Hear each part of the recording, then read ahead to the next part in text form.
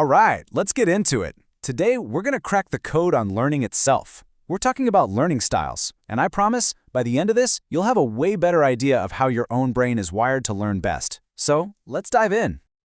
You know that feeling, right? You're staring at a textbook, reading the same paragraph for the 10th time, and it's just not sticking. It feels like you're trying to push a giant rock uphill. But what if I told you there's a much, much easier way? Here's the deal. Everyone has what you could call a learning fingerprint. It's totally unique to you, and once you figure out what yours looks like, studying can become more effective, a whole lot faster, and honestly, way more fun. It's all about working with your brain, not fighting against it. So let's break down this secret code. It really comes down to three main styles. Visual, which is all about learning by seeing, auditory, which is learning by hearing, and kinesthetic, which is learning by actually doing. Now, we all use a little bit of each, but most of us have one that just feels right. Let's dig in and see which one sounds like you. Okay, first up, the visual learner. These are the people who absolutely need to see it to believe it, and more importantly, to remember it. For them, learning happens through images, colors, and understanding where things are in space. This is basically their mantra. A long lecture might go in one ear and right out the other. But a really good diagram or a slick, color-coded mind map, oh yeah, that gets saved straight to their brain's hard drive. So how do you know if this is you? Well, do you find yourself doodling in the margins of your notebooks? Do your notes look like a rainbow exploded on the page?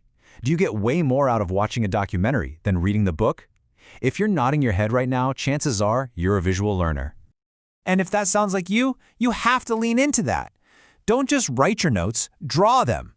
Turn boring lists into awesome charts. Make flashcards that have pictures on them, not just words. Basically, make your study materials as eye-catching as possible. All right, let's switch gears to the auditory learner. For these folks, the world of learning is all about sound, rhythm, and just talking things through. This is their motto, plain and simple. If they can hear it or say it, they've got it. They're the ones who can remember exactly what the professor said in a lecture, even if they weren't staring at the whiteboard. What's really interesting is that for auditory learners, learning can be a pretty social thing. They often need to talk about a concept to really get it. They might hum to themselves while they work, or find that a good debate with a friend makes everything click. So if you're an auditory learner, my advice is, make some noise. Seriously, read your textbook out loud. Turn important facts into a little song.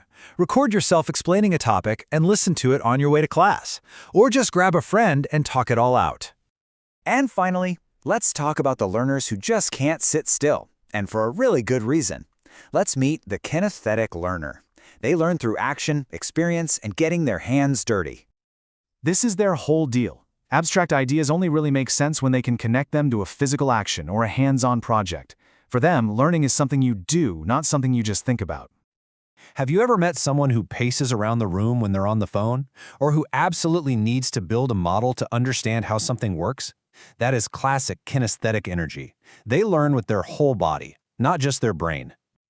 So for this style, the absolute key is to get moving. I mean it, get up and walk around while you're trying to memorize something. Use flashcards that you can shuffle and sort. Turn a boring historical event into a little play. If you can make studying a physical activity, you'll remember it forever.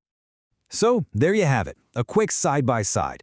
Visual learners want to see it, auditory learners need to hear it, and kinesthetic learners, they've got to do it. It's just three different roads that all lead to the same place, actually understanding the material. Okay, now for the fun part. We've gone through the three styles, so let's turn the spotlight over to you. It's time to do a little self-reflection and figure out which one of these feels most like home. Just think about it for a sec. When you have to learn something totally new, what's your first instinct? Do you immediately search for a video? Do you need someone to explain it to you? Or do you just want to jump in and try it yourself? Okay, now think about a time you felt like you were totally on top of your game. What were you doing? Did you feel super confident after you made that beautiful color-coded study guide? Or after you nailed a presentation you practiced out loud 100 times? Or maybe after you built that project with your own two hands? And let's look at the flip side. What just absolutely does not work for you? Is it sitting through a really long lecture with no visuals? Is it trying to read a super dense, quiet textbook? Or is it being forced to sit perfectly still at a desk for hours? See? Your answers to those questions, they're not random. They are powerful clues.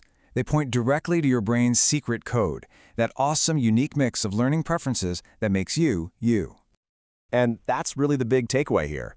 The goal isn't to try and force yourself into a box. It's about knowing your main style and using that knowledge to build a whole toolkit of study methods that actually work for you. Because when you study your way, learning stops feeling like a chore and starts to feel easy. And that's the whole point, right?